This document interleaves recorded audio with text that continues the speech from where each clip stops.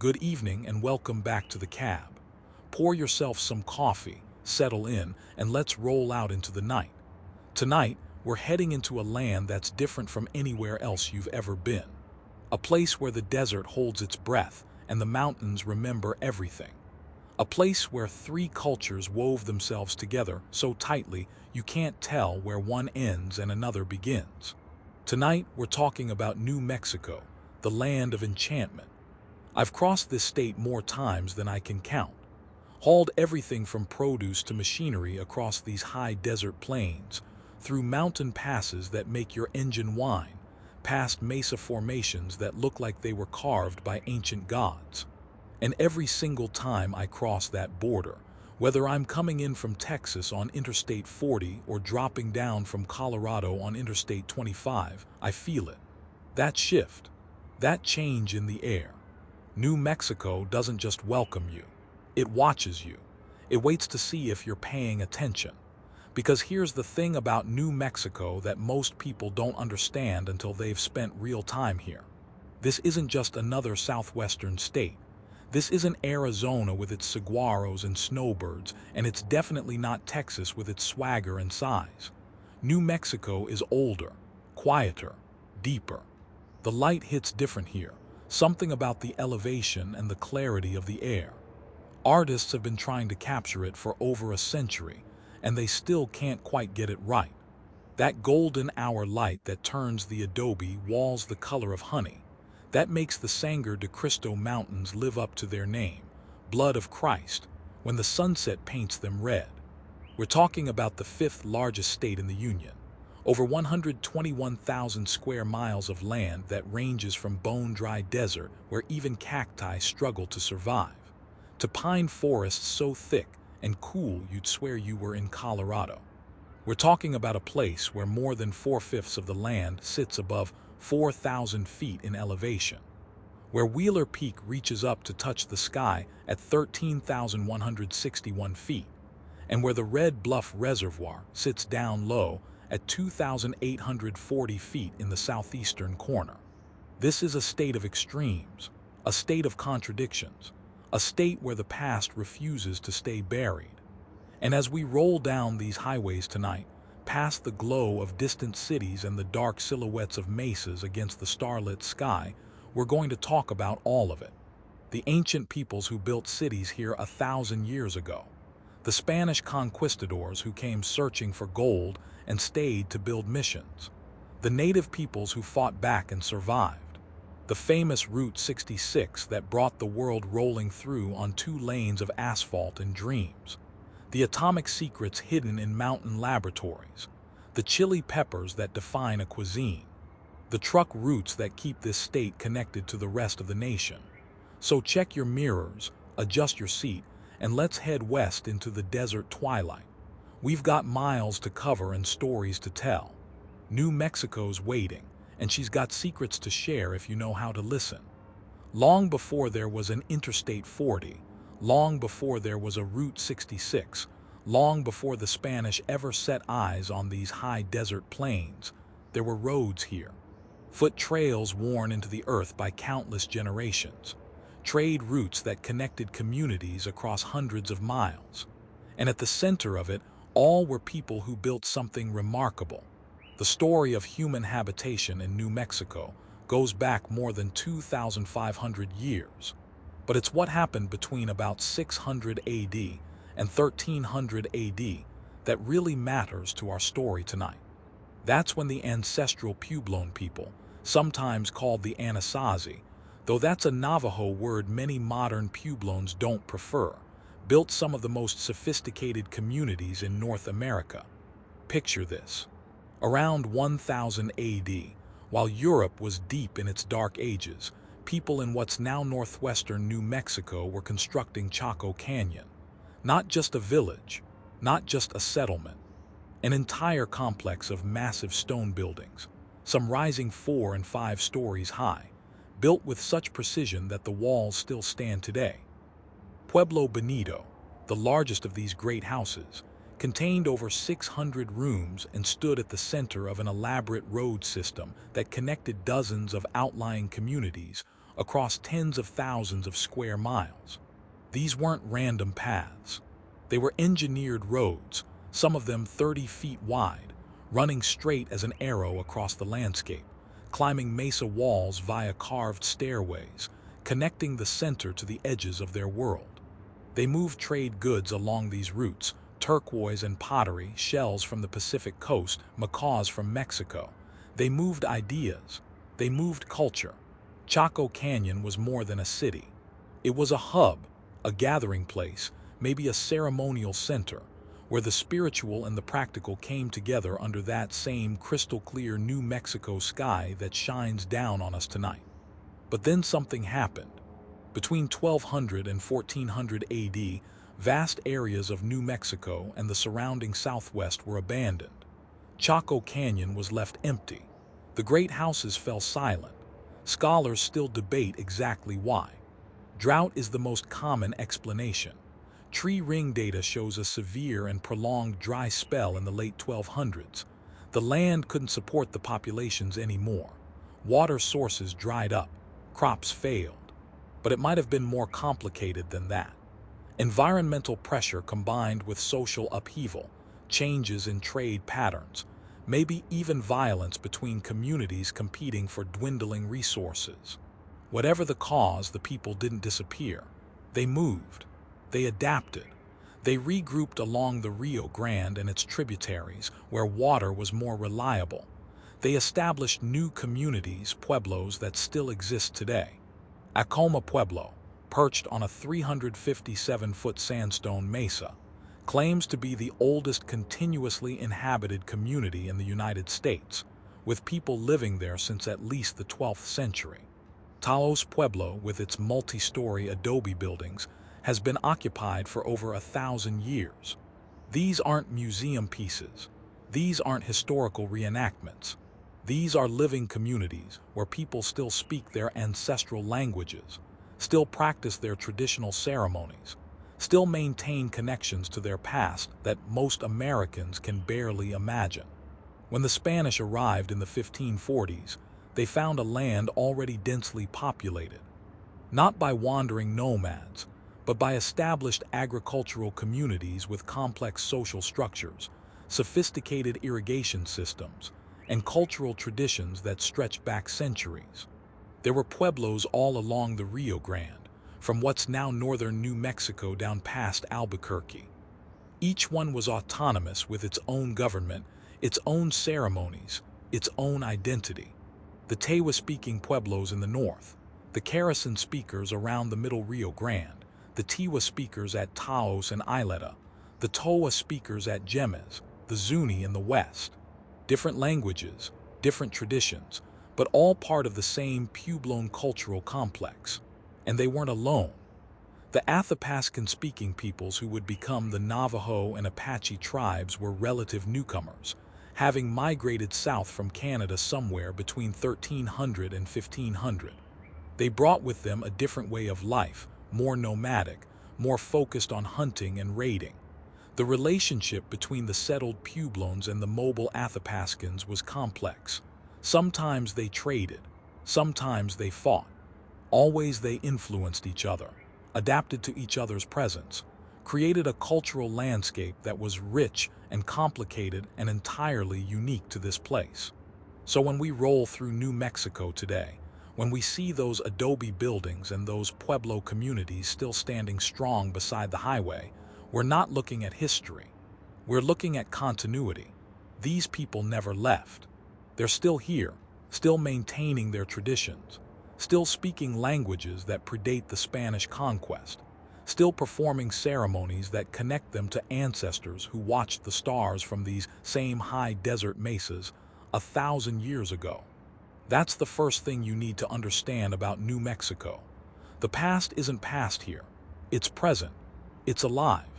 It's in the land itself, in the ruins that dot the landscape, in the communities that refuse to disappear, in the cultural traditions that bent but never broke despite everything that was about to come. The year was 1540 when Francisco Vázquez de Coronado rode north from Mexico at the head of an expedition that would change New Mexico forever. He was chasing a dream, or maybe a delusion. Stories had reached New Spain of the 7 cities of Cibola, settlements that rumor claimed held great wealth, shining in the desert sun. It was the same fever that drove conquistadors throughout the Americas. Gold, wealth, glory. The chance to return to Spain draped in riches and honor. What Coronado found instead were the Zuni pueblos. Stone and adobe buildings. Yes, substantial communities with established agricultural systems. But the wealth these pueblos held was in their social organization, their pottery, their crops, not in precious metals that Spanish explorers sought. Coronado was disappointed, but he pushed on, exploring as far north as present-day Kansas, as far west as the Grand Canyon. He claimed the land for Spain, planted crosses, and eventually returned south empty-handed in terms of gold, but having opened the door for what would come next. For the next several decades, the Spanish largely ignored New Mexico. It was too far from the centers of power in Mexico City, too remote, too lacking in the mineral wealth that made other conquests worthwhile. But the Franciscan missionaries saw opportunity. Thousands of souls to save, or so they believed. And in 1598, Don Juan de Oñate led a formal colonizing expedition north. Oñate is a complicated figure. To some, he's the founder of New Mexico, the man who established the first permanent Spanish settlement. To others, he's a war criminal whose brutality against the Pueblo people set the tone for centuries of oppression. Both views hold truth. In 1598, Oñate's expedition of about 500 colonists, soldiers, and servants, along with thousands of head of livestock, made its way north along a trail that would become known as El Camino Real, the Royal Road. They stopped to give thanks at what's now El Paso in April 1598, a Thanksgiving celebration that predates the more famous Plymouth Gathering by over 20 years. On July 11, 1598, they arrived at Oque-Owenje, a Tewa pueblo at the confluence of the Rio Grande and Rio Chama. Oñate renamed it San Juan de los Caballeros and declared it the capital of the new province of Santa Fe de Nuevo Mexico. But the relationship between the Spanish and the Pueblos was fraught from the start. The Spanish demanded tribute, food, labor, shelter. The Pueblos, accustomed to their autonomy, resisted. In January 1599, Spanish soldiers attacked Acoma following a conflict that had escalated when some of Oñate's men demanded supplies from the Pueblo. In the battle at Acoma, Spanish forces killed hundreds of Acoma people. The punishment Oñate ordered afterward was severe and brutal by any measure. Historical records indicate that Acoma men over 25 years old were sentenced to have one foot amputated, and both men and women over 12 were sentenced to years of servitude. This wasn't the beginning of peaceful coexistence. It was conquest, and it established a pattern of violence and resistance that would mark the coming decades.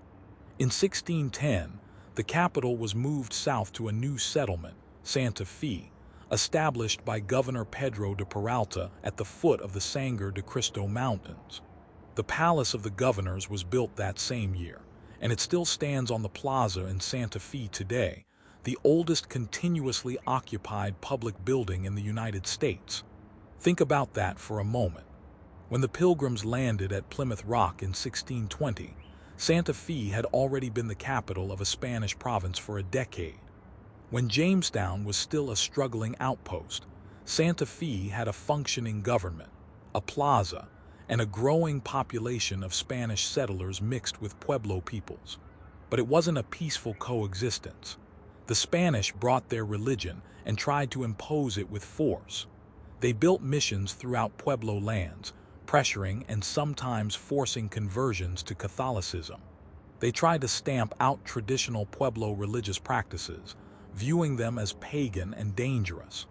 They took Pueblo children to teach them Spanish and Christian ways. They demanded labor through the encomienda system, essentially a form of serfdom. And they competed with Pueblo communities for dwindling resources as drought and hardship struck the region.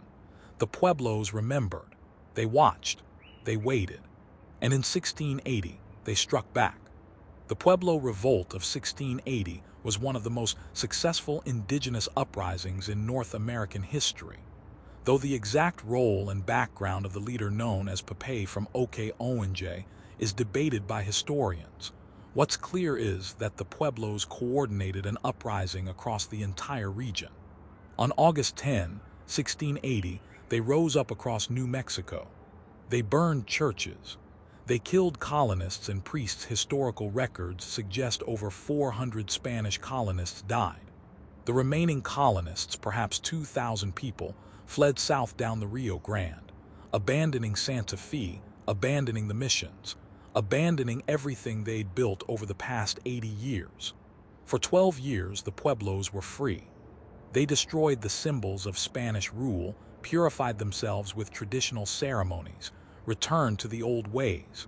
But freedom brought its own challenges. The different Pueblos, so diverse in language and custom, struggled to maintain unity.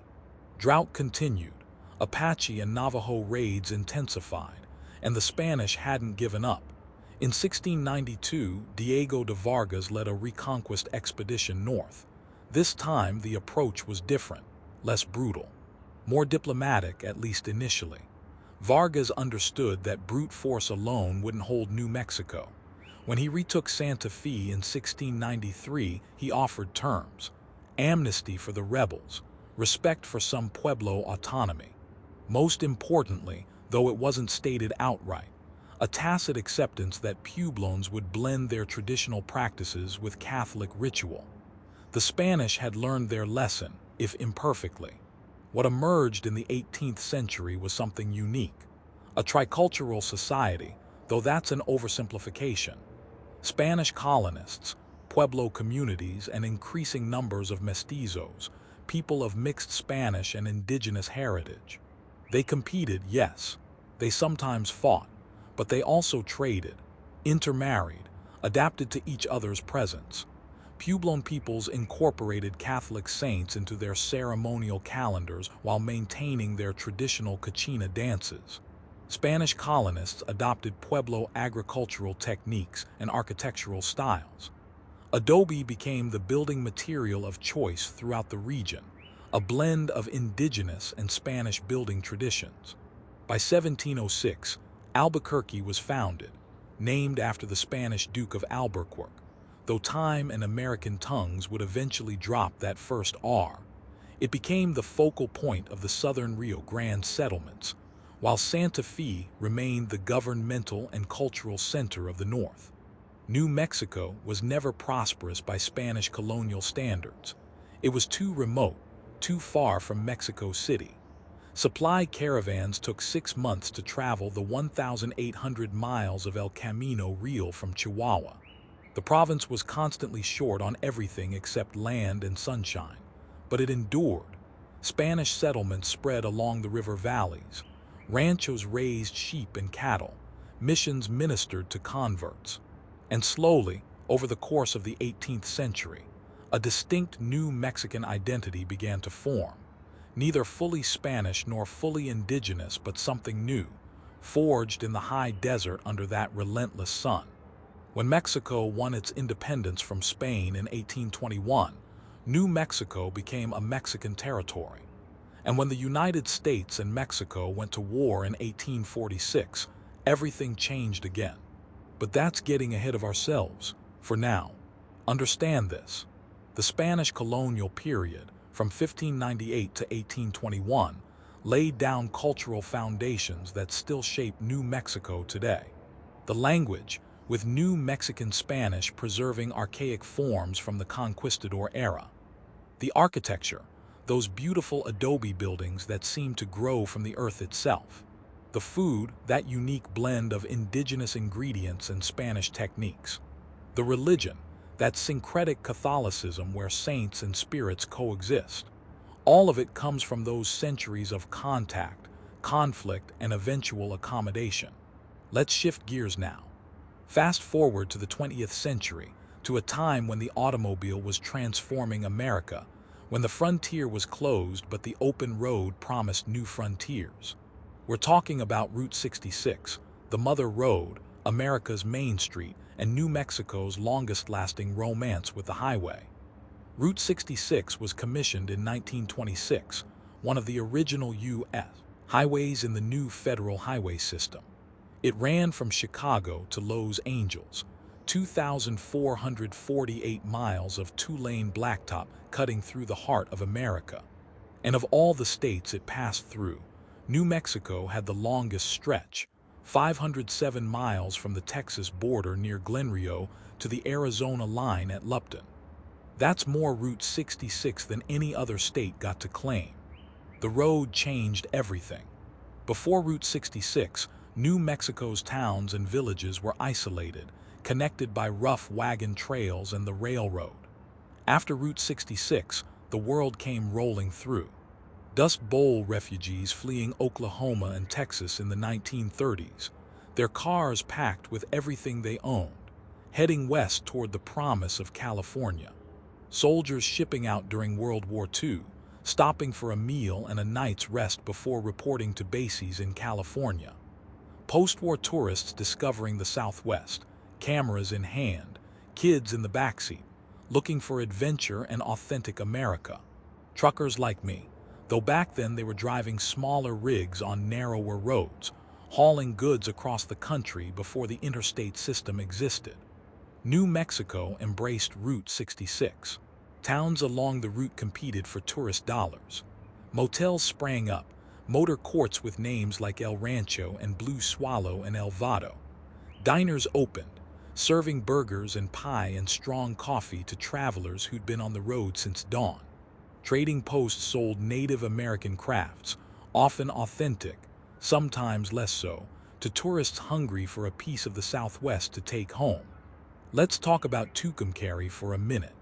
It's a small town out on the eastern plains, population never much over 6,000, but in the heyday of Route 66, Tucumcari was legendary. They advertised for hundreds of miles in both directions with billboards proclaiming Tucumcari Tonight, 2,000 motel rooms. The number changed over the years down to 1,200 rooms after Interstate 40 bypassed the town, but the message was the same. Stop here, rest here, spend your money here, and travelers did. The Blue Swallow Motel, built in 1939, with its glowing neon sign and its 1950s sensibility, is still there today, restored and listed on the National Register of Historic Places. Spend a night there and you're sleeping in history. As Route 66 rolls west from Tucumcari, it passes through Santa Rosa, then heads toward the mountains. The original 1926 alignment actually went north from Santa Rosa, following the old Santa Fe Trail through Las Vegas, not Nevada, the Las Vegas in New Mexico, then down to Santa Fe and south through Albuquerque. But in 1937, that changed. Governor Arthur T. Hannett, who was from Gallup and understood the economic importance of the highway, pushed through a realignment that bypassed Santa Fe entirely, cutting straight west from Santa Rosa through Moriarty and into Albuquerque. It shortened the cross-country journey by about 100 miles, which was good for travelers and truckers but devastating for Santa Fe's tourism economy. They called it Hannett's joke, though nobody in Santa Fe was laughing. The new route brought Route 66 right through the heart of Albuquerque. Central Avenue, which had been 4th Street running north to south, became Route 66 running east to west. And Central Avenue exploded with neon and motor courts and diners, and all the commercial energy of mid-century America. The Kai Mo Theater, built in 1927 with its unique Pueblo Deco architecture, anchored downtown. Motor courts like the De Anza and El Vado lined the street. The 66 Diner still serves burgers and shakes today, a throwback to simpler times. Albuquerque got 18 miles of Route 66, the longest urban stretch anywhere on the Mother Road, and the city made the most of it. West of Albuquerque, Route 66 climbs 9 Mile Hill, a long grade that challenged overheating engines in the summer and terrified drivers with its icy conditions in winter. Then the highway drops down into the desert, passing through Laguna Pueblo and Acoma Pueblo, giving travelers glimpses of ancient villages that predated the highway by centuries. Near Grants, the route goes through El Malpais, the Badlands, a volcanic landscape of black lava rock and harsh beauty. And finally, out in the far west, Gallup. Gallup is special. It's the only New Mexico town mentioned by name in the famous song, Get Your Kicks on Route 66. Flagstaff, Arizona. Don't forget Winona, Kingman, Barstow, San Bernardino. And there, right in the middle, Gallup, New Mexico. The town earned that mention. Gallup was, and still is, the gateway to Native America. The area around Gallup is home to thousands of Navajo people. Zuni Pueblo is nearby, and the town has long been a trading center for native arts and crafts. During the 1930s and 1940s, when Hollywood was cranking out Western movies, Gallup became a base of operations. John Wayne stayed at the El Rancho Hotel. So did Katharine Hepburn, Ronald Reagan, and dozens of other stars.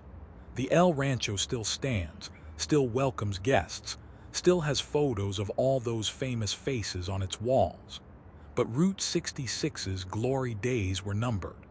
In 1956, President Eisenhower signed the Federal Aid Highway Act, launching the interstate highway system. The new interstates would be wider, faster, safer. 4 lanes divided, limited access, bypassing the small towns that Route 66 had connected. In New Mexico, Interstate 40 was built generally parallel to Route 66, sometimes overlaying the old route, sometimes cutting a new path through the desert. Town by town, Route 66 was replaced. Tucumcari was bypassed in the 1970s. So was Gallup. So were all the little communities that had grown up along the mother road. The new highway was faster, sure. You could make time on I-40. That you'd never make on Old 66. But something was lost too. The connection to the land, the contact with the people, the sense that you were traveling through America, not just across it. In 1985, Route 66 was officially decommissioned. The signs came down. Officially, the road ceased to exist. But New Mexicans didn't forget. By 1989, the New Mexico Route 66 Association was formed to preserve and promote what remained of the old highway. Segments of the original route were designated as state roads. Preservation efforts saved historic motels and diners. The neon signs that had grown dim were restored. Today, you can still drive much of old Route 66 through New Mexico. It takes longer than the interstate. You have to navigate frontage roads and historic alignments, consulting guidebooks and GPS to stay on the original route. But it's worth it, because Route 66 isn't just a road, it's a story. It's a connection to America's love affair with the automobile, with mobility, with the freedom of the open road. And for those of us who make our living on these highways, Route 66 is a reminder of where we came from.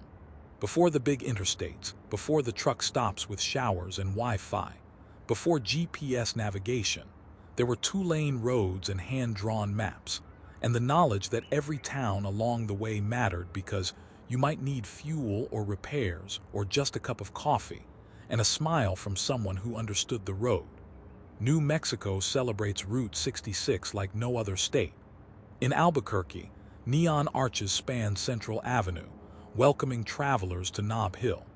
Grants erected its own Route 66 arch in 2016, an 18-foot-tall LED-lit monument shaped like the highway shield. Museums in Tucumcari and Santa Rosa tell the road's history. Every September, the town of Cuba hosts Route 66 festivals. The romance isn't dead.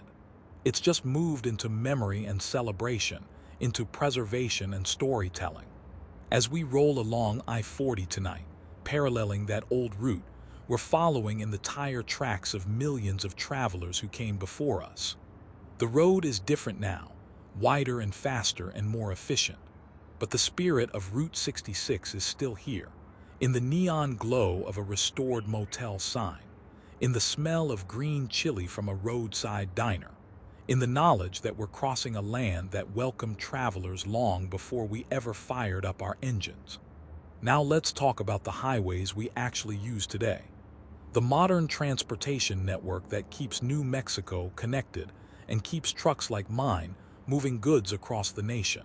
Because while Route 66 is history and heritage, Interstates 40, 25, and 10 are commerce and lifelines.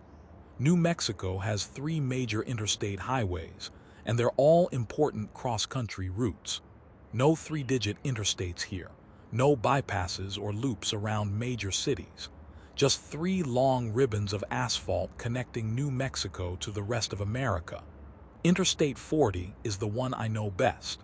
It's the direct descendant of Route 66, following roughly the same east-west path across the state.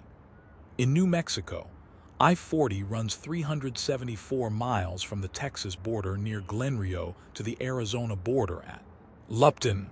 It's the third longest interstate in the country, after I-90 and I-80, stretching from Wilmington, North Carolina, all the way to Barstow, California.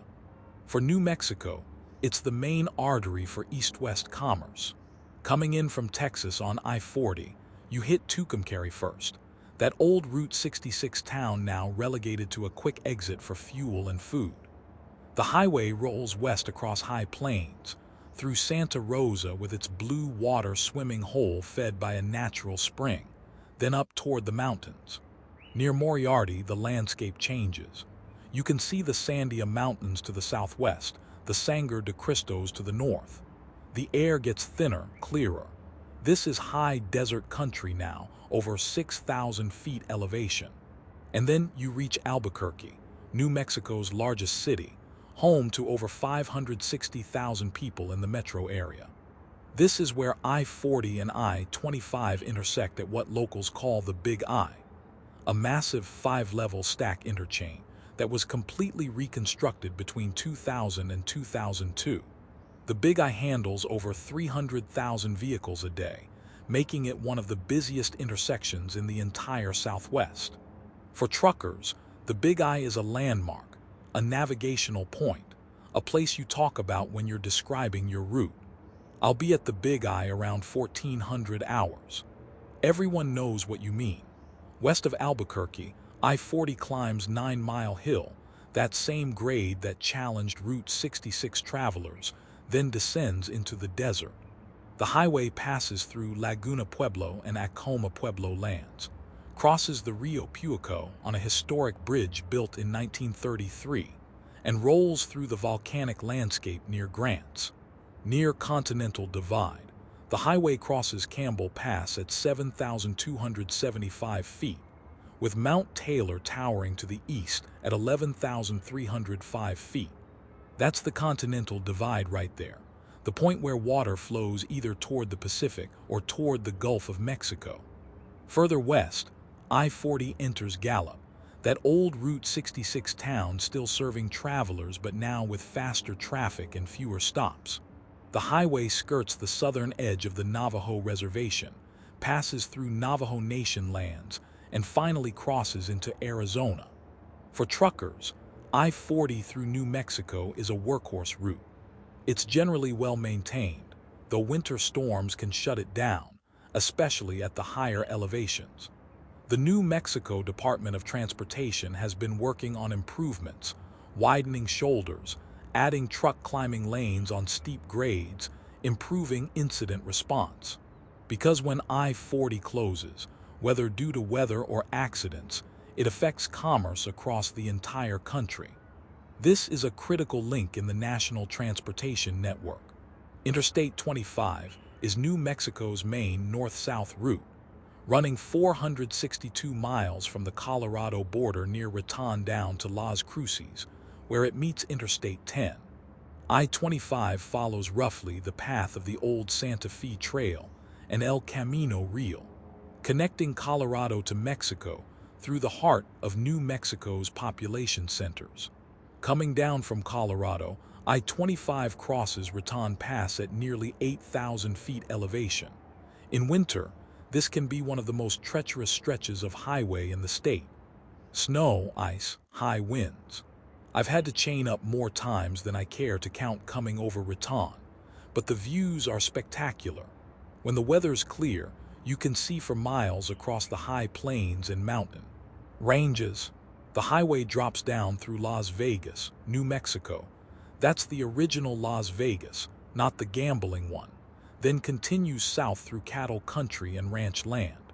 Near Santa Fe, I-25 curves around the eastern side of the city. Santa Fe sits at 7,000 feet elevation, making it the highest state capital in the nation. The city is connected to I-25 by US 84 and US 285, but the interstate itself bypasses the historic downtown. South of Santa Fe, I-25 descends through dramatic landscape. The Sangre de Cristo Mountains rise to the east, their peaks snow-capped much of the year. To the west, the Rio Grande cuts through its valley. The highway passes through Pueblo lands, through the outskirts of Albuquerque, then continues south through increasingly arid country. South of Albuquerque, I serves smaller communities like Socorro, Truth or Consequences with its hot springs and quirky name. And finally Las Cruces, New Mexico's second largest city, sitting in the Mesilla Valley just 45 miles north of the Mexican border. At Las Cruces, I-25 ends and Interstate 10 takes over. Interstate 10 runs east-west across the southern part of the state, connecting New Mexico to Arizona on the west and Texas on the east. In New Mexico, it's only about 164 miles long, but it's a crucial route for commerce between California and the eastern states. I-10 passes through Las Cruces, serves White Sands Missile Range where the first atomic bomb was tested, and crosses some of the most desolate desert country in the southwest. Summer temperatures here can exceed 110 degrees. There's not much between Las Cruces and the Texas border except open sky and distant mountains. These three interstates, I-40, I-25, and I-10, form the skeleton of New Mexico's transportation network. They're the routes that keep commerce flowing, that connect New Mexico to the rest of the nation, that bring tourists and truckers and travelers through the state. The pavement is smooth mostly. The grades are manageable, though some require attention and respect. And the distances between services can be long, so you learn to plan your fuel stops and your rest breaks. But here's what strikes me every time I roll through New Mexico on these highways. You're never far from history. I-40 parallels Route 66 and before that, the old trails the indigenous peoples and Spanish colonists used. I-25 follows El Camino Real, the royal road that connected Mexico City to Santa Fe for 200 years. These routes aren't new, they're just newer. People have been traveling these corridors for centuries, following the paths of least resistance through the mountains, staying close to water sources, connecting community to community. And the views, my God, the views. Driving I-25 south through central New Mexico, watching the afternoon thunderheads build over the mountains. Rolling along I-40 at sunset when the whole desert turns gold and orange, and the mesas cast long shadows. Crossing the high desert on I-10 at dawn when the light is still soft, and the mountains in the distance look like they're floating on heat waves. You can't capture it with words. You can't even capture it with photographs, though plenty try. You have to be here to experience it, to feel how the land opens up around you and how small you are in the face of all that space and sky. For truckers, New Mexico's interstates present challenges. The elevation changes can be hard on engines. The weather can shut you down without warning. The distances between services mean you can't afford to run low on fuel. And the traffic, especially around Albuquerque on I-40 and I-25, can be heavy and unpredictable.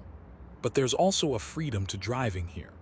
Long stretches where you can settle into a rhythm, where the road unspools ahead of you for miles, where the only company is the radio and your own thoughts and the ever-changing landscape. New Mexico gives you room to think, room to breathe, room to remember why you got into trucking in the first place. Not to sit in traffic on some urban interstate, but to cover ground, to see country, to be part of the great flow of commerce and travel that keeps America connected. We need to talk about the land, because you can't understand New Mexico without understanding the sheer diversity of its geography. This isn't a monolithic desert state. It's a patchwork of ecosystems, a collision of geological zones, a place where you can go from Chihuahuan Desert to alpine tundra in a single day's drive. Most people picture New Mexico as desert, and sure, there's plenty of desert. The Chihuahuan Desert, the largest desert in North America, extends up from Mexico through southern New Mexico. This is classic desert landscape: creosote bushes and yucca, sand and rock, temperatures that can hit 110 degrees in summer and drop below freezing on winter nights. White Sands National Park, with its 275 square miles of white gypsum sand dunes, sits in the Chilarosa Basin in the heart of this desert zone. It's surreal driving near White Sands on US 70, seeing those white dunes rising like snowdrifts in the desert heat. But that's just one piece of the puzzle. Head north, and the landscape transforms.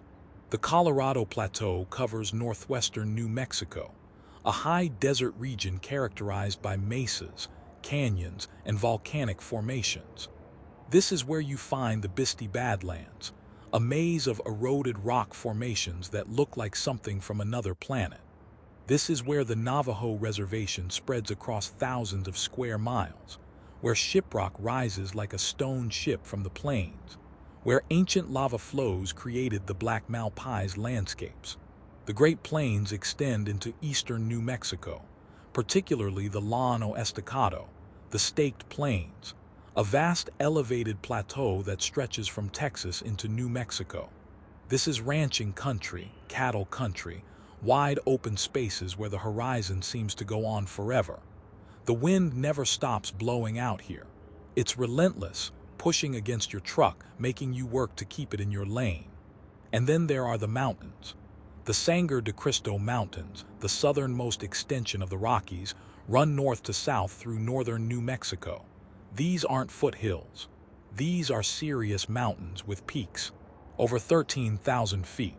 Wheeler Peak at 13,161 feet is New Mexico's highest point, located in the Sangre de Cristos near Taos.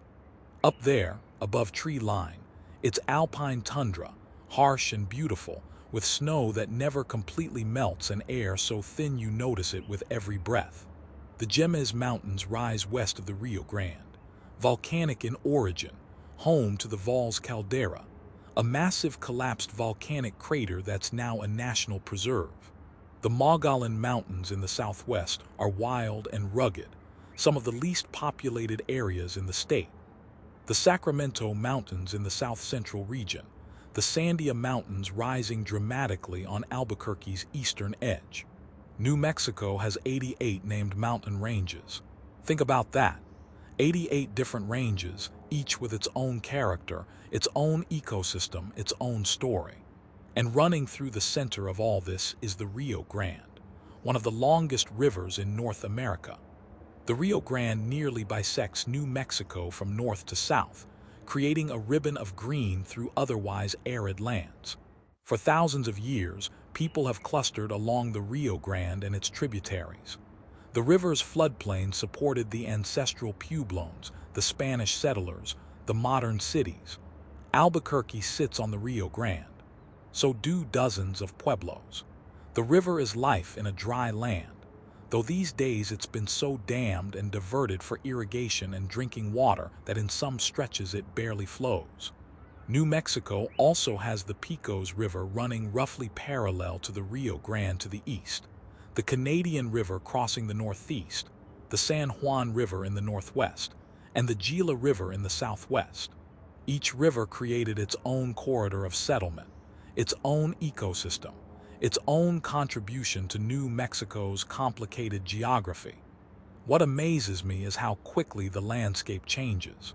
You can be driving through desert, nothing but sand and scrub brush, and within 20 miles you're climbing into pine forests. The elevation zones create distinct life zones. Down low, you get desert shrubs, creosote and mesquite. A little higher, piñon pine and juniper. Higher still, ponderosa pine forests. Keep climbing and you reach spruce and fir, then alpine meadows, then finally bare rock and tundra above tree line. This diversity means New Mexico has incredible biodiversity. Despite being landlocked and largely arid, the state ranks second in the nation for native mammal species, right behind California, which is much larger.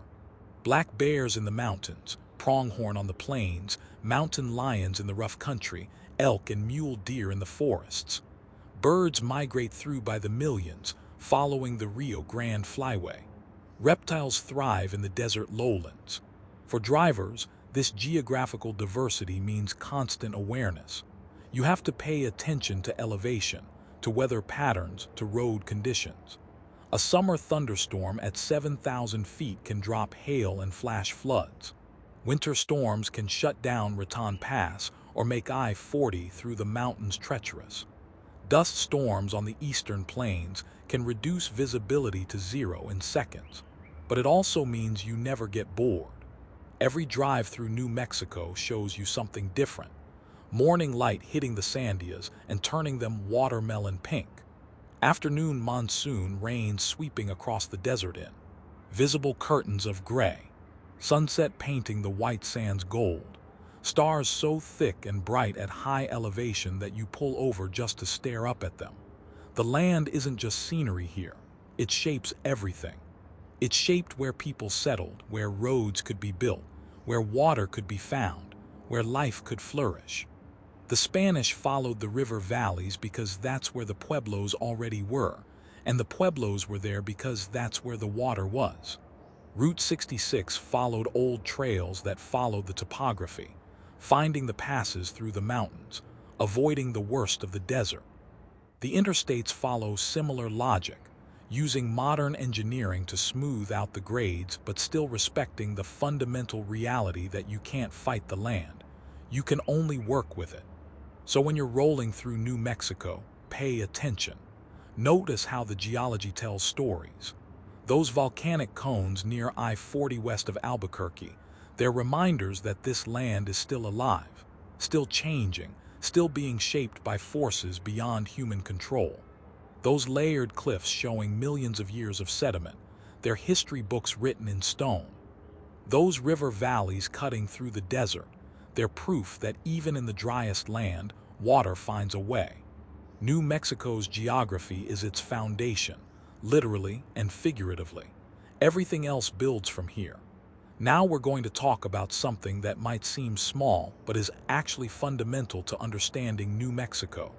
We're going to talk about chile, not the country in South America, not the bean stew from Texas. Chili peppers, Capsicum annuum, the vegetable, spelled with an E in New Mexico because they take this seriously here. New Mexico is the only state in the Union with an official state question, adopted by the state legislature in 1999. Not just a state bird or a state tree, though they have those too. A state question. And that question is red or green. If you've never been to New Mexico, this might not make sense. But walk into any restaurant in the state, order anything from enchiladas to a burger to eggs Benedict, and the server will ask you, red or green. They're asking which chili sauce you want, because everything, and I mean everything, comes with chili here. Red chili and green chili come from the same plant, but they're harvested at different times. Green chili is picked early in the season before it ripens. It's bright, fresh, tangy, with a bite that can range from mild to blazing hot depending on the variety. Red chili is left on the plant to fully ripen, then dried. It develops a deeper, earthier flavor, slightly sweet, with its own kind of heat. The official state answer to red or green is Christmas, which means you get both, red and green on the same plate. According to local tradition, this option was popularized when a waitress named Martha Ritono at Tia Sophia's restaurant in Santa Fe suggested it to indecisive customers, though the exact origin of the term varies depending on who you ask. Now where this chili comes from matters. The Hatch Valley in southern New Mexico, along the Rio Grande between Hatch and Las Cruces, has become synonymous with New Mexican chili. Hatch chili is famous nationwide. shipped fresh roasted to grocery stores across the country every fall. The combination of high elevation, hot days, cool nights, and that particular soil creates chili peppers with distinctive flavor. But Hatch isn't the only place that grows good chili. Up north in Chihuahuan, a small village in the foothills of the Sangre de Cristo Mountains, about 30 miles north of Santa Fe, they grow their own variety. Chihuahuan chili is different from Hatch. It's been grown in that specific location for over 400 years, seeds passed down through families, adapted to that particular microclimate. Chihuahuan red chili is considered by many to be the finest in New Mexico, with a complex flavor, earthy and smoky and slightly sweet. It's rarer than Hatch chili, harder to find, because only about 500 acres are planted in Chihuahuan compared to thousands in the Hatch Valley. Chili isn't just an ingredient in New Mexico. It's culture, its identity, its economy. In 2016, New Mexico produced nearly 80,000 tons of chili, bringing in over $50 million. But that's just direct agricultural value. Factor in the restaurants, the tourism, the festivals, the cultural cachet, and Chile's economic impact runs into the hundreds of millions. Every late summer and fall, chili roasting season hits New Mexico. Farmers market parking lots, grocery stores, roadside stands, they all set up big rotating barrel roasters. You can smell roasting chili from blocks away, that smoky, spicy, unmistakable aroma. People buy chili by the sack, 25 or 40 pounds at a time, get it roasted right there, then take it home to peel and freeze for the year. It's a tradition, a ritual, a way of preparing for winter by stocking up on summer's fire.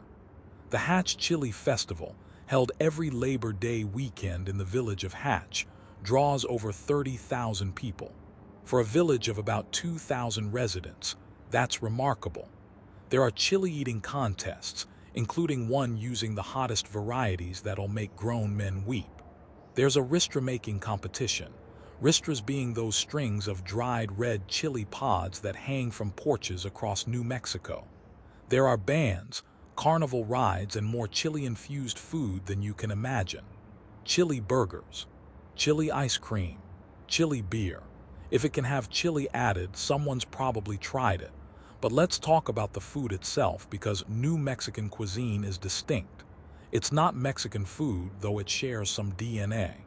It's not Tex-Mex, though some people confuse the two.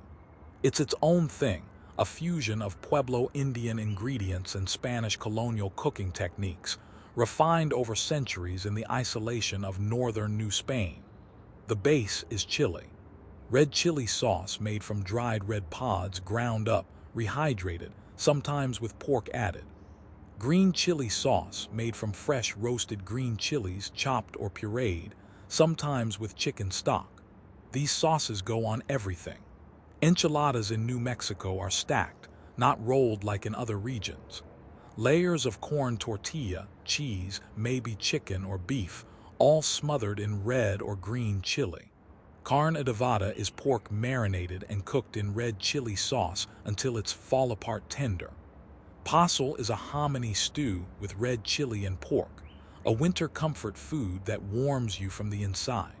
Green chili cheeseburgers are ubiquitous, with a trail map to the best ones across the state. Sopapillas, those puffy fried bread pillows, are served with honey as dessert or stuffed with savory fillings.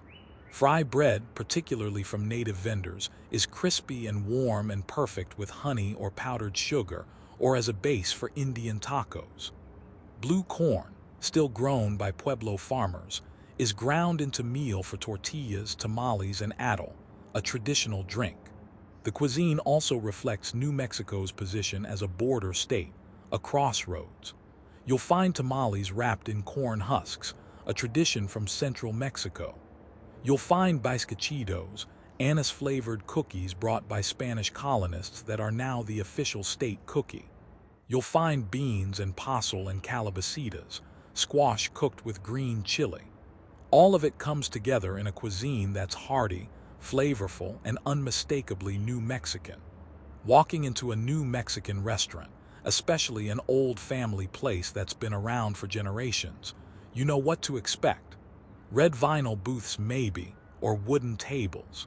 Probably some kitschy Southwest decor, howling coyotes or cocopellas on the walls.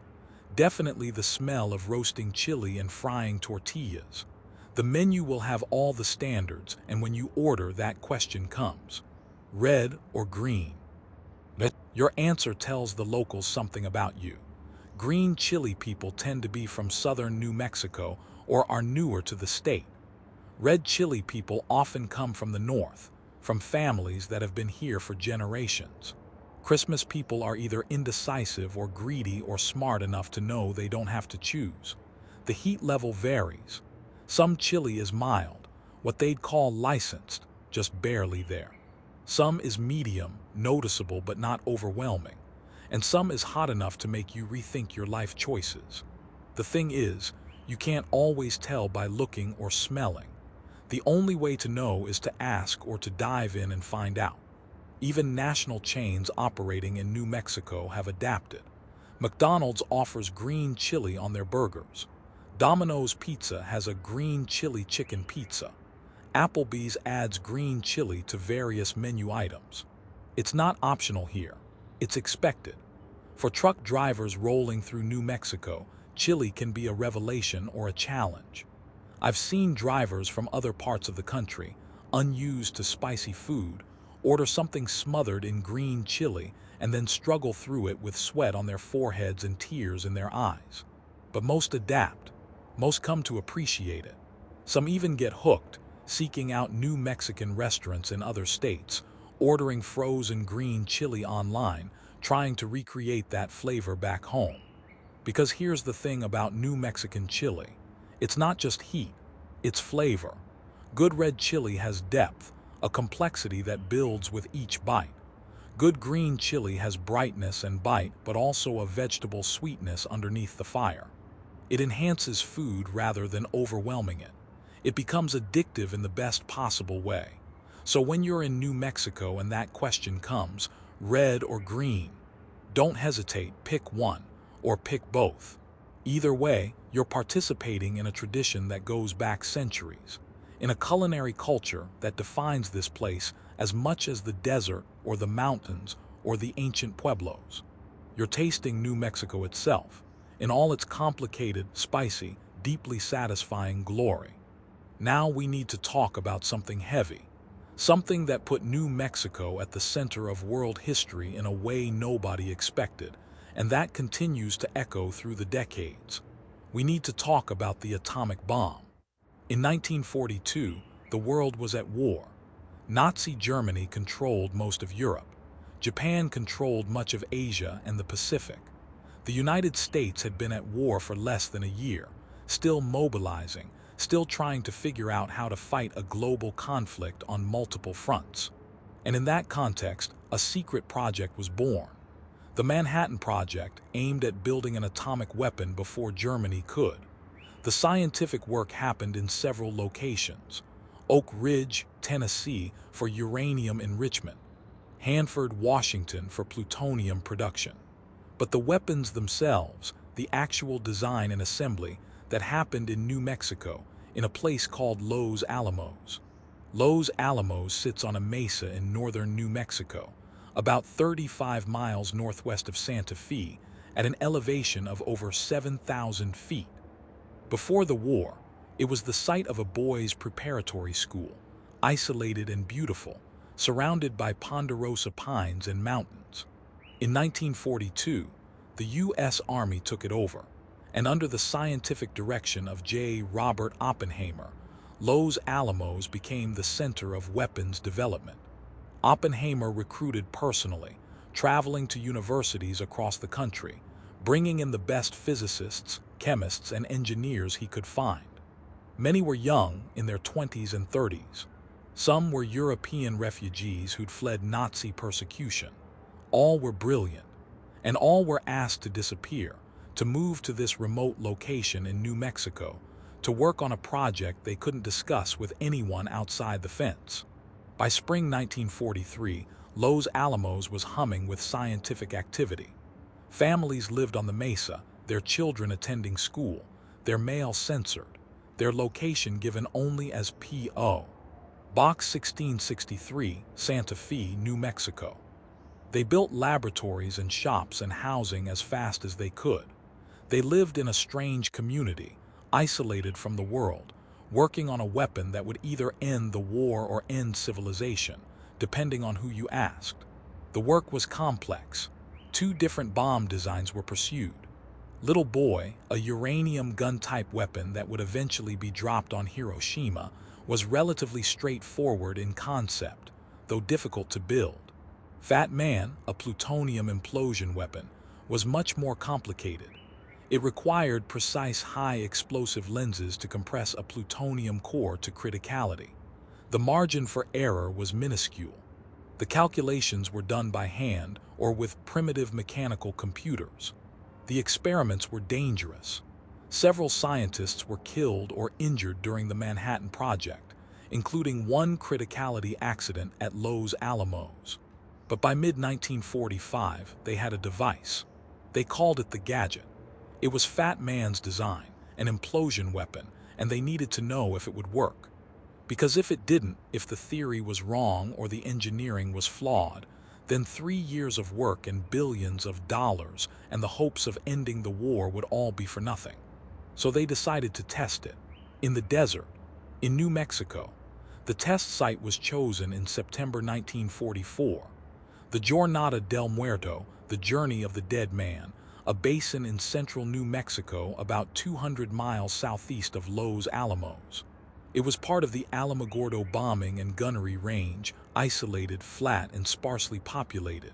Or so they thought. They called the test Trinity. The name came from Oppenheimer, possibly inspired by a John Donne poem. Construction at the Trinity site began in fall 1944. They built observation shelters 10,000 yards from ground zero. They ran electricity for instruments. They set up over 50 cameras to record the test. And they built a 100-foot steel tower to hold the Gadget. On July 16, 1945 at 5:29:45 in the morning Mountain War time, they detonated the world's first nuclear weapon. The explosion yielded between 15 and 20 kilotons of TNT equivalent.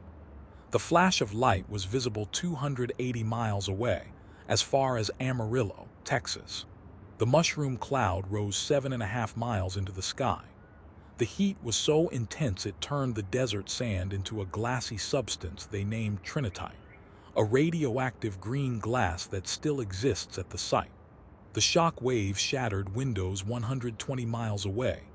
The sound was heard in El Paso and Albuquerque and across the high desert.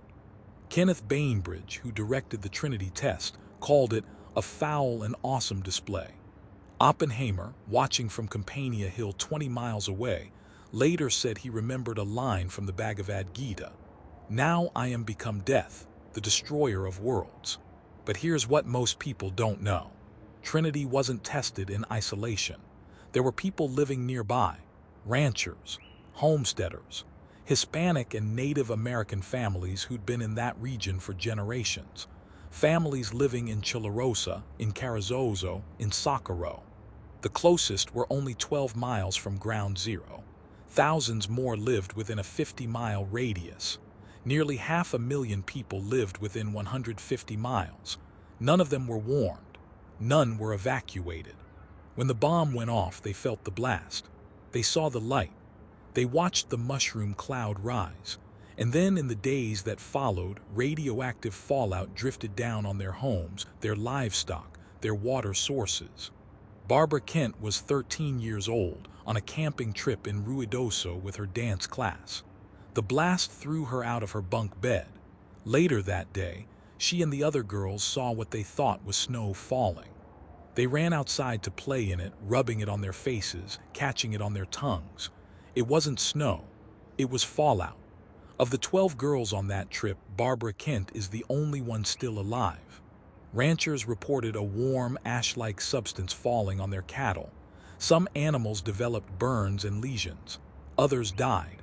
People began to notice health problems, cancers, unusually high rates.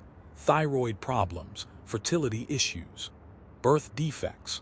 For years, the government denied any connection. The official story was that the Trinity test was an accident, an ammunition dump explosion. Only after the atomic bombs were dropped on Japan 3 weeks later did the truth begin to emerge. The people affected by Trinity fallout call themselves downwinders, and they've been fighting for recognition and compensation ever since. In 1990, Congress passed the Radiation Exposure Compensation Act to provide payments to downwinders of the Nevada test site and to uranium miners, but it didn't include New Mexico downwinders. The Trinity victims were left out. In 2010, the CDC found that radiation levels in some New Mexico areas after Trinity were 10,000 times higher than currently allowed. Studies have shown elevated cancer rates in downwind communities, but still, no federal compensation, no apology, just decades of people getting sick and dying while their government remained silent. Tina Cordova, born in Chihuahuan in 1959, co-founded the Chihuahuan Basin Downwinders Consortium in 2005 to fight for recognition and compensation. She's a cancer survivor herself. So are many in her community. They're still fighting, still seeking justice, still trying to get the federal government to acknowledge what happened. Los Alamos continued as a national laboratory after the war. Today, it's one of the premier research facilities in the world, employing thousands of scientists and engineers, working on everything from nuclear weapons maintenance to clean energy to medical research. The town of Los Alamos is wealthy, educated, with some of the highest per capita income in New Mexico. But it's also isolated, perched on that mesa, surrounded by restricted areas and security checkpoints. Trinity site itself is on White Sands Missile Range, closed to the public most of the year. Twice a year, in April and October, the Army opens it for tour. People come from around the world to stand at Ground Zero, to see the modest stone obelisk that marks the spot, to collect tiny pieces of trinitite even though it's technically illegal. The radiation at the site is about 10 times normal background levels. Safe for a brief visit, they say, though nobody really knows the long-term effects of the radioactive material still in the soil. The atomic bomb changed New Mexico. It brought federal money, national laboratories, military installations. It made the state a center for scientific research, but it also left scars, visible and invisible, acknowledged and denied. The downwinders still wait for justice. The Los Alamos workers who were exposed to radiation during the Cold War still fight for benefits. The land itself still carries traces of that first explosion, that moment when humanity split the atom and the world changed forever. When I'm driving through central New Mexico on I-25, passing Socorro, looking west toward the Jornada del Muerto, I think about Trinity, about how this quiet desert landscape was the birthplace of the atomic age, about how the people who lived here had no say in becoming part of history, no choice about being exposed to radiation, no voice in what happened to them. New Mexico carries this history, this complicated legacy of scientific achievement and human cost. It's part of the state's identity, whether people want to acknowledge it or not. The atomic bomb was designed in New Mexico, tested in New Mexico, and its first victims were New Mexicans. That's a truth we shouldn't forget. We need to circle back now to the people who were here first, who are still here, whose presence shapes New Mexico in ways that go beyond tourism and art galleries. We're talking about the Native American communities, particularly the 19 pueblos that continue to thrive in New Mexico. When I say pueblo, I'm using the Spanish word for village, but these aren't just villages. They're sovereign nations, each with its own government, its own laws, its own traditions. There are 19 pueblos in New Mexico, spread along the Rio Grande and to the west. They represent several different language families: Tewa, Tiwa, Towa, Karasan, Zuni. Each language is distinct, mutually unintelligible with the others, but they're all grouped under pueblo because they share a similar way of life, agricultural, settled, building with adobe and stone. The 19 pueblos are Acoma, Cachiti, Isleta, Gemes, Laguna, Namb, Oque, Oenje, Picuris, Pajoc, Sandia, San Felipe, San Ildefonso, Santa Ana, Santa Clara, Santo Domingo, Taos, Tesuc, Zia, and Zuni. Each one has its own character, its own history, its own relationship with the land and with the larger state. Acoma Pueblo sits atop a 357-foot sandstone mesa, a site known as Sky City, continuously inhabited for at least 800 years. You reach it by a steep, winding road carved into the mesa's side.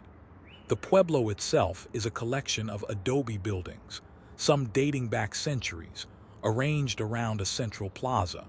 The San Esteban del Rey mission, built between 1629 and 1641, still stands, its massive walls and wooden beams brought up from the valley floor by hand.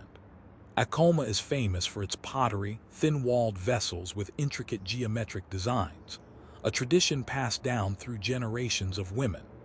Taos Pueblo, in northern New Mexico near the town of Taos, is perhaps the most photographed pueblo, its multi-story adobe buildings rising against the backdrop of the Sangre de Cristo Mountains. The pueblo has been continuously occupied for over 1,000 years. The buildings are made of adobe bricks, with walls several feet thick, wooden beams supporting the roof, and ladders connecting the different levels. The pueblo is a UNESCO World Heritage Site, recognized for its cultural significance and its architectural integrity. But here's what's important to understand. These aren't museums. These aren't historical reconstructions. People live in these pueblos. They raise families, practice their religions, maintain their languages and customs. Many also live and work in surrounding towns, commuting back to the pueblo for ceremonies and family gatherings. The pueblos exist in two worlds simultaneously, maintaining ancient traditions while navigating modern America.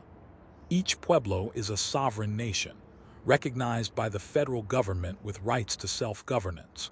They have their own tribal councils, their own police forces, their own courts. They manage their lands, which range from a few thousand acres to over 500,000 acres in the case of some larger pueblos. They operate casinos, hotels, cultural centers. They've had to adapt to survive, to find ways to maintain their sovereignty and their traditions in a world that often doesn't understand or value either. The pueblos welcome visitors, but there are rules. Most pueblos charge a fee to enter and additional fees for photography. Some prohibit photography entirely. During ceremonies, you're expected to respect sacred spaces, to follow the rules posted at the entrance, to understand that you're a guest in a living community. Some pueblos close entirely for certain ceremonies, sometimes without much advance notice, because the spiritual life of the community takes precedence over tourism revenue. The pottery, jewelry, and other crafts produced by pueblo artists are world-renowned. Each pueblo has distinctive styles. Acoma pottery with its fine lines and traditional designs. Santa Clara's black-on-black pottery, invented by Maria Martinez in the 1920s. Zuni inlay jewelry with intricate stonework. This isn't tourist kitsch. These are art forms with deep cultural significance, techniques passed down through families, designs that carry meaning and history. The pueblos also have complicated relationships with the Catholic Church. Remember, Spanish missionaries tried to stamp out traditional Pueblo religions, viewing them as pagan. After the Pueblo Revolt and the Spanish Reconquest, a compromise emerged. Pueblos would accept Catholicism, at least outwardly, and the Spanish would tolerate traditional practices. What resulted is a unique religious syncretism. Each pueblo has a Catholic mission church and celebrates the feast day of its patron saint. But these celebrations are blended with traditional dances and ceremonies. The spiritual life of the pueblos weaves together Catholicism and traditional beliefs in ways that are distinctly Pueblo.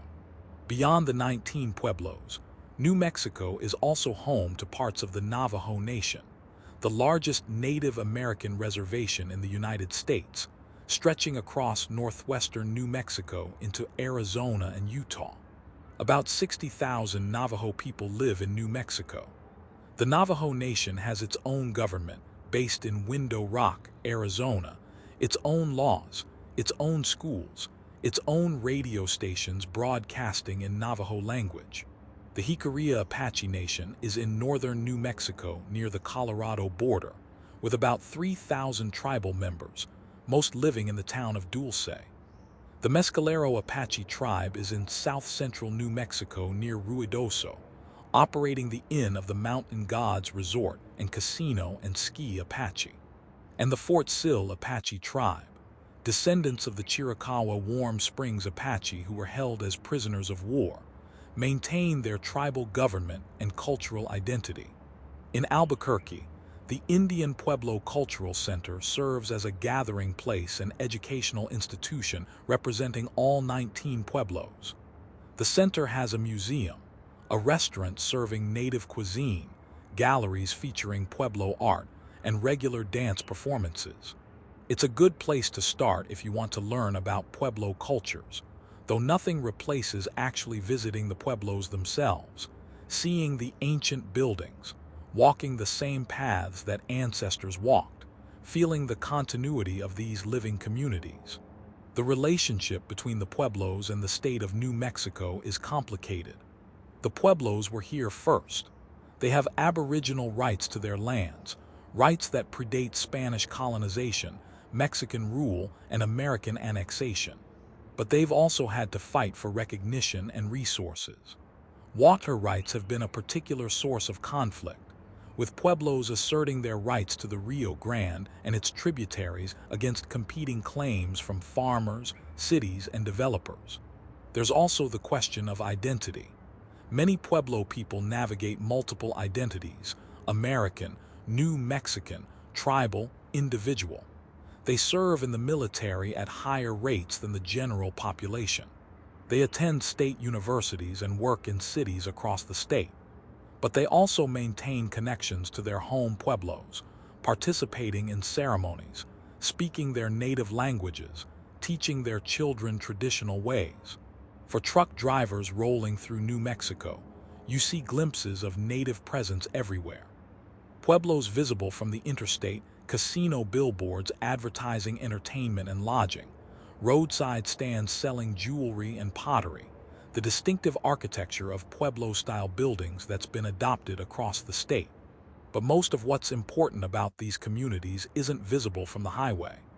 It's in the ceremonial dances performed in Pueblo plazas, in the languages spoken by elders teaching children, in the pottery shaped by hands using techniques unchanged for centuries, in the connection to land and ancestors that binds these communities together.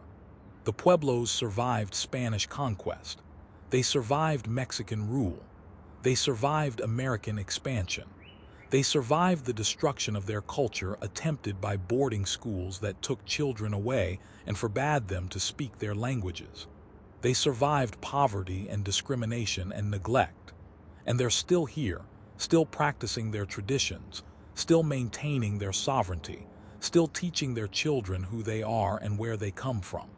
That resilience, that determination to maintain identity in the face of overwhelming pressure to assimilate, that's a fundamental part of New Mexico's character. The Pueblos aren't remnants of the past. They're active participants in the present, shaping New Mexico's culture, economy, and identity in ways that go far beyond what most outsiders understand. Let's talk about the places where people actually live in New Mexico, the cities and towns strung along these highways like beads on a string. Because New Mexico is a big state, fifth largest in the nation, but it's not heavily populated. About 1 million people total, and more than half of them live in the Albuquerque metro area. Albuquerque is the heart of New Mexico, the largest city, sitting at the confluence of I-40 and I-25, sprawling across the Rio Grande Valley at about 5,000 feet elevation. The city has over 560,000 people in the city proper, over 900,000 in the metro area if you count the surrounding communities. Albuquerque is where old New Mexico meets modern America, where Route 66 nostalgia coexists with tech startups and national laboratories. The city is anchored by Old Town, the original Spanish settlement founded in 1706, clustered around a central plaza with San Felipe de Neri Church still standing from the 18th century. Today, Old Town is a tourist district, galleries and restaurants and shops selling everything from authentic native art to mass-produced souvenirs. But it's also still a functioning neighborhood, with people living in those old adobe homes, attending Mass at San Felipe, maintaining connections to centuries of history. Downtown Albuquerque, a few blocks north of Old Town, went through decades of decline but has been revitalizing. The Chi-Mo Theater, that Route 66-era landmark with its Pueblo Deco architecture, hosts performances and events. The historic buildings along Central Avenue, some dating to the early 20th century, house restaurants, bars, and small businesses. The Rail Runner commuter train connects Albuquerque to Santa Fe, making it possible to live in one city and work in the other. East of downtown, the University of New Mexico spreads across several hundred acres, educating over 25,000 students, its Pueblo revival architecture distinctive and beautiful. The Nob Hill District, centered on Central Avenue east of the university, is quirky and eclectic, with vintage shops, coffee houses, and that Route 66 vibe preserved in neon signs and mid-century motels. The Sandia Mountains rise dramatically on Albuquerque's eastern edge, 10,678 feet at the peak, accessible by the Sandia Peak Tramway, the longest aerial tram in the United States. Up on the crest, you can look down on the city spread below, the Rio Grande a ribbon of green cutting through the valley, the West Mesa stretching toward distant horizons. Albuquerque is also famous for the Albuquerque International Balloon Fiesta, held every October. For 9 days, the sky fills with hundreds of hot air balloons, every shape and color imaginable, lifting off in mass ascensions that draw hundreds of thousands of spectators. It's one of the most photographed events in the world. That moment just after dawn, when hundreds of balloons rise against the backdrop of the Sandia Mountains, the sky transforming into a kaleidoscope of color and motion. North of Albuquerque, about 60 miles up I-25, sits Santa Fe, the state capital and the oldest capital city in the United States, founded in 1610. Santa Fe is different from any other American city, a place where building codes require adobe or adobe-style architecture, where art galleries outnumber gas stations, where the average home price is well over $500,000. The plaza in downtown Santa Fe is the heart of the city, surrounded by historic buildings including the Palace of the Governors, built in 1610 and still standing. Native American vendors spread blankets under the portal of the palace every day, selling jewelry and pottery directly to tourists, a tradition that goes back generations. The surrounding streets are lined with galleries, over 250 of them, making Santa Fe one of the largest art markets in the world. Santa Fe has long attracted artists and writers. Georgia O'Keeffe lived and painted here for decades, capturing the stark beauty of the high desert landscape. The city's light, that clear, sharp sunlight at 7,000 feet elevation, has drawn painters for over a century. Writers, too, from Willa Cather to Cormac McCarthy, have found inspiration in Santa Fe's landscape and culture. But Santa Fe is also expensive and increasingly exclusive. Tourism drives the economy, along with government employment and the art market. Working class people, the descendants of the Hispano families who have been here for generations, struggle to afford housing in a city where vacation homes sit empty most of the year, and galleries cater to wealthy collectors. South of Albuquerque, down I-25 about 225 miles, sits Las Cruces, New Mexico's second largest city, with about 100,000 people. Las Cruces sits in the Mesilla Valley, in the Chihuahuan Desert at about 3,900 feet elevation. It's hotter than Albuquerque, drier, more connected to the borderlands culture of southern New Mexico and northern Mexico. New Mexico State University is based in Las Cruces, a land-grant university with strong agricultural and engineering programs. The surrounding valley grows pecans, chile, cotton, and alfalfa, irrigated with water from the Rio Grande. White Sands Missile Range is just east of the city, a massive military installation where missiles are tested and where the Trinity site sits. Las Cruces has a different feel from Albuquerque or Santa Fe. Less touristy, more workaday, a city where people actually live and work rather than visit and vacation. The old Mesilla Plaza, a few miles southwest of downtown Las Cruces, preserves some of the area's history, adobe buildings around a central plaza that was once on the main road from El Paso to California. Gallup, out in the western part of the state on I-40, is the gateway to Native America. With a population of about 22,000, Gallup sits on the edge of the Navajo Reservation, surrounded by native lands. The city has long been a trading center, dozens of pawn shops and trading posts dealing in Native American jewelry, rugs, and art.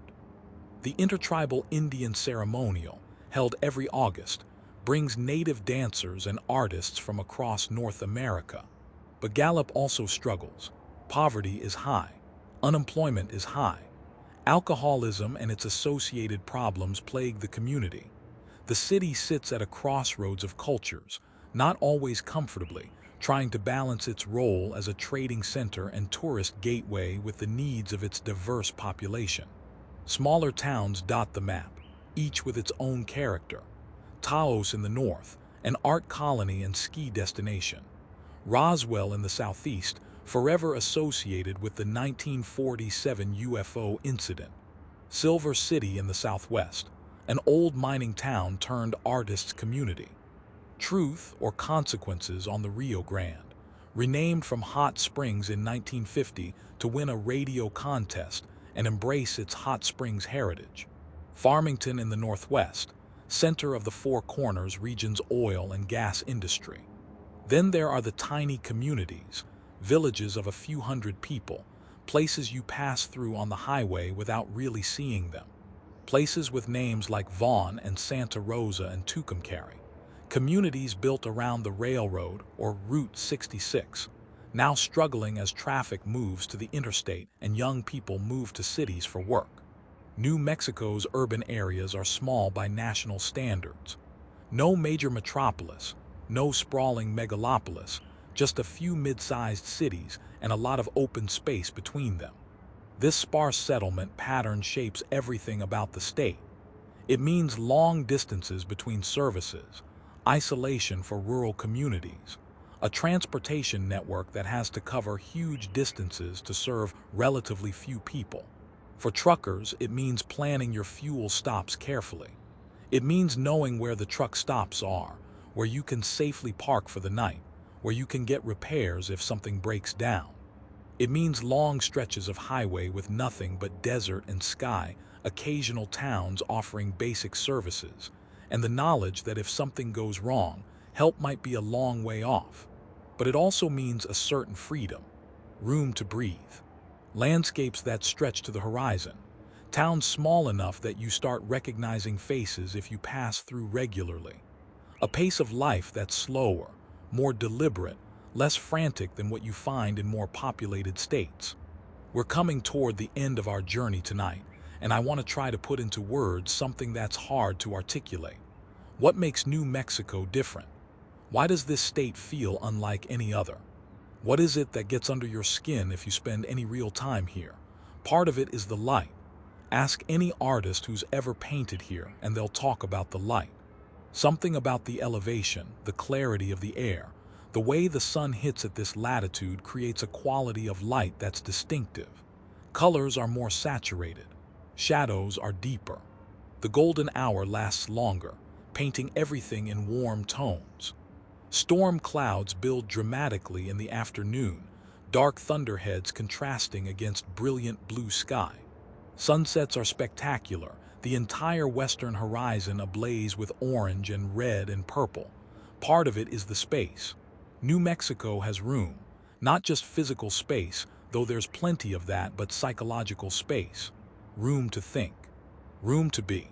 You can drive for an hour and see maybe a dozen other vehicles. You can hike into the mountains and not see another person all day. You can stand on a mesa at sunset and feel like you're the only human being in the world. That space, that solitude, it changes you. It quiets something inside that you didn't even know was noisy. Part of it is the time. New Mexico operates on what locals jokingly call mañana time. Not quite Mexican mañana, but not Anglo punctuality either. Things happen when they happen. Rushing is seen as vaguely rude. Taking time to chat with someone you meet, even a stranger, is normal and expected. The pace is slower, more deliberate. It can be frustrating if you're used to efficiency and speed, but it can also be liberating. Part of it is the culture, that tricultural heritage of Native, Hispanic, and Anglo. But it's more than just three cultures existing side by side. They've influenced each other, borrowed from each other, created something unique. The architecture is a good example. Pueblo-style adobe, adopted by Spanish colonists, refined over centuries. Now the iconic new Mexican building style. Even though most modern adobe buildings are actually stucco over concrete block. The food, that fusion of indigenous ingredients and Spanish techniques we talked about earlier. The language, new Mexican Spanish preserving archaic forms, mixing in indigenous and English words, creating a dialect distinct from Mexican Spanish. The religion, Catholicism blended with indigenous traditions and Anglo-Protestantism in ways that vary from community to community. Part of it is the sense of history. You can't escape history in New Mexico. It's everywhere. Pueblo ruins 1,000 years old visible from the highway. Spanish missions from the 1600s still holding mass. Route 66 motels with their fading neon. Trinity site where the atomic age began. The past isn't preserved in museums here. It's woven into the landscape, into daily life, into the buildings and roads and communities. New Mexico has always been a frontier, a borderland, a place where different worlds meet. First the boundary between agricultural pueblos and nomadic plains tribes. Then the northern frontier of New Spain, far from the centers of colonial power. Then Mexican territory on the edge of American expansion. Then an American territory that spent 66 years waiting for statehood because Congress didn't think New Mexico was American enough. Too Hispanic, too Catholic, too different. That frontier identity persists. New Mexico still feels like a place apart, not quite the West, not quite the Southwest, not quite the Rockies, not quite the desert. All of those things and none of them completely. A place that doesn't fit neatly into categories, that resists easy definition. The people who stay in New Mexico, or who come here and never leave, talk about being enchanted. That's not just the state nickname. It's a real phenomenon. Something about this place gets inside you. The landscape calls to you. The light haunts your dreams when you're away. The sense of space and time and possibility makes everywhere else feel cramped and rushed and artificial. But enchantment has a darker side too. New Mexico has high poverty rates. The education system struggles. Healthcare access is limited, especially in rural areas. The drug trade moves through here, bringing addiction and violence. Native communities face ongoing challenges with poverty, unemployment, health problems. Hispanic communities struggle to maintain their culture and language while facing discrimination and economic marginalization. The wealth gap is growing, with art galleries and wealthy retirees in Santa Fe, while some of the poorest counties in the nation are just an hour's drive away. New Mexico's landscape, for all its beauty, is harsh. Water is scarce and getting scarcer as climate change intensifies droughts. Wildfires burn hotter and bigger every year. The Rio Grande, that ribbon of life through the desert, is over-allocated, dammed and diverted until in some stretches it barely flows. The ancient aquifers that support agriculture are being pumped faster than they recharge. And there's a loneliness to New Mexico, especially in the rural areas. Young people leave for opportunities elsewhere. Small towns are dying, their schools closing, their businesses shuttering. The isolation that can feel like freedom can also feel like abandonment. But despite all that, or maybe because of it, New Mexico endures. The pueblos are still here after centuries of pressure to assimilate. The Hispano villages in the mountains maintain their traditions and their identities. The newcomers who come seeking something different, something authentic, find it here and stay. Artists keep painting the landscape. Writers keep trying to capture the essence of the place in words. Musicians blend traditional New Mexican sounds with contemporary influences, creating music that's both ancient and modern. New Mexico doesn't reveal itself quickly. You can drive through on the interstate in a day and see nothing but desert and mountains and small towns.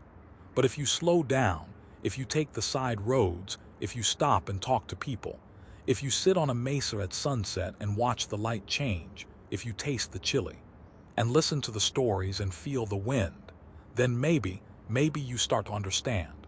This is a land that remembers. The Pueblos remember their ancestors who built cities 1,000 years ago.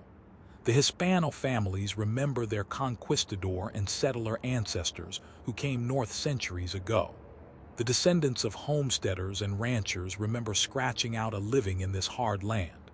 And the land itself remembers everything, holds it all. The ancient and the modern, the sacred and the profane, the beautiful and the brutal. For those of us who travel these roads, who cross this state regularly, who have seen it in all seasons and all conditions, New Mexico becomes a kind of home even if we don't live here. It's a place that marks you, changes you, gives you something you didn't know you were looking for. Maybe it's perspective. Maybe it's peace. Maybe it's just a reminder that there are still places in America that are distinctive, that haven't been homogenized and sanitized and turned into everywhere else. The night is getting late now. We've covered a lot of ground tonight, miles on the odometer and centuries in history. We've talked about ancient pueblos and Spanish conquistadors, Route 66 and atomic bombs, chili peppers and tribal sovereignty, the geography and the highways and the cities strung between them.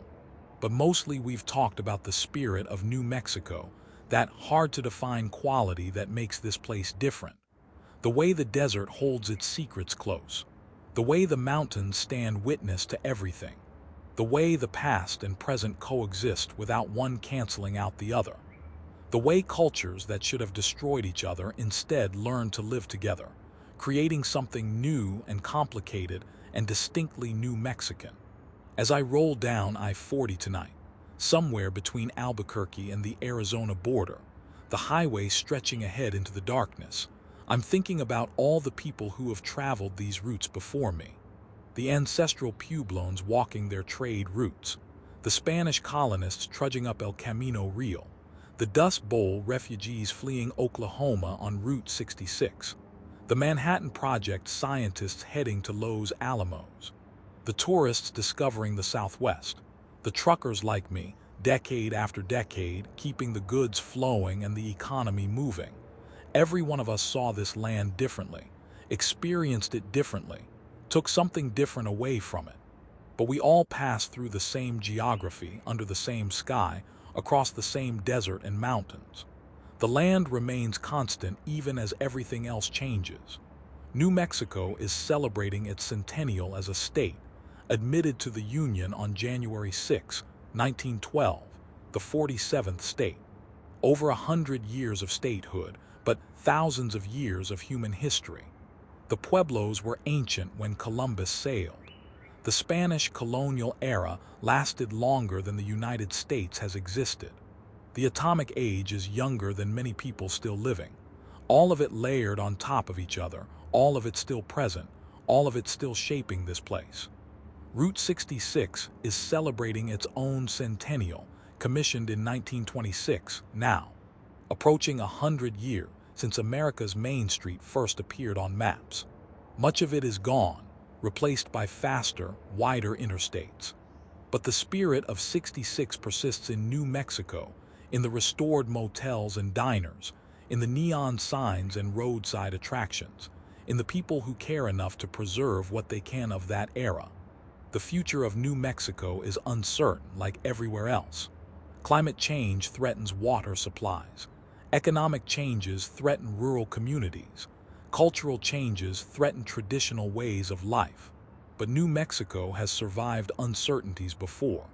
It survived drought that emptied Chaco Canyon. It survived conquest and colonization. It survived the Dust Bowl and the Depression. It survived being ground zero for the atomic age. It'll survive whatever comes next, though maybe not unchanged. For truck drivers, New Mexico will remain an essential crossroads. I-40 and I-25 are too important to the national transportation network to ever be replaced. Goods will continue flowing east and west, north and south, through Albuquerque's Big Eye and across the high desert plains. Trucks will keep rolling through the night, headlights cutting through the darkness, hauling the commerce that keeps America running. And maybe, as we roll through, some of us will take a moment to notice, to see beyond the highway and the exit signs, to recognize that we're crossing a land that's been sacred to some people for thousands of years, to understand that the ruins visible from the interstate represent civilizations that rose and fell while Europe was still in its dark ages, to respect the communities, Native and Hispanic and Anglo, that maintain their identities despite everything pushing them toward conformity. New Mexico asks something of you. It asks you to pay attention, to slow down, to look beyond the surface.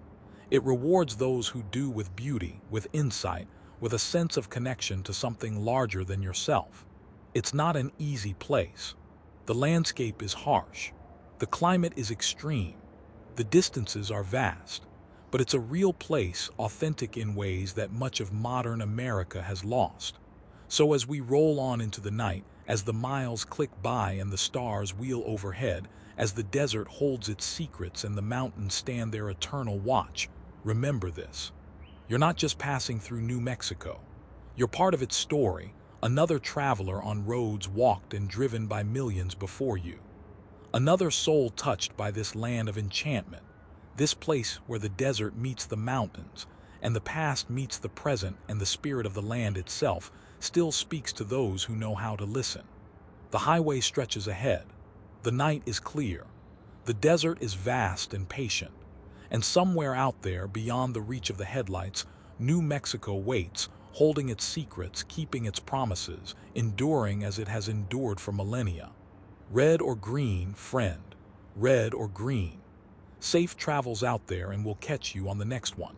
Keep the shiny side up and the greasy side down. Until next time, this is the Stories of the American Highways, signing off from the Land of Enchantment. Good night and good miles.